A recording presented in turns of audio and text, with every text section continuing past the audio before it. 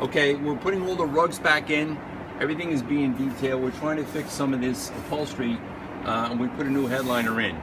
One of the interesting thing about headliners, early headliners were made out of cloth and they had wires in them which held them in place. So they never really sagged. They would rip, so it would require redoing or sewing and putting a new headliner in.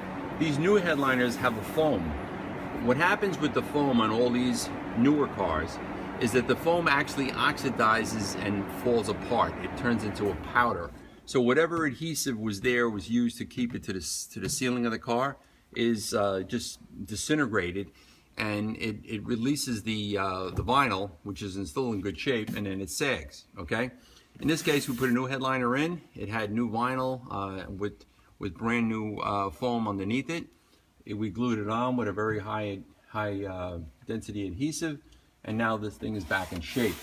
This particular car, someone had sprayed. We're going to touch up these areas, and they come out really well with a sim interior black paint, which will cover up some of these scratches.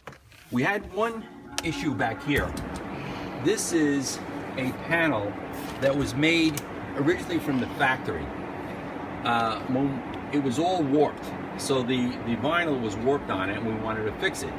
So the first thing we did was we took the thing out, and I made this little metal edge. And at first glance, you would think that this thing is all warped from weather or water or whatever.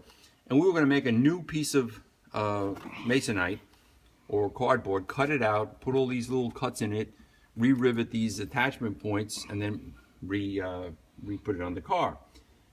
After closer inspection, we noticed that this was actually a molded piece. This piece was actually struck at the factory with a heavy die to actually have this shape. So the only thing that was happening on this here is this edge. This actual edge is bent, okay, just from being old and also from being weathered. So what we did was we took a little piece of tin, okay, same stuff they use for ductwork. We made like a little seat bracket, put it on here, we crimped it on the vise. You can see how nice and straight that is. I'll take you next door to the metal shop, and Miguel and I are going to actually make the piece for this side, and you'll see the process for putting it on. So here is a perfect example of take a really good look at what you're doing, because sometimes, you know, the most obvious thing to just replace it with something new is not the answer. The answer here is to replace this edge, and once the edge is done, you can see how nice it's going to fit here when I put it back in.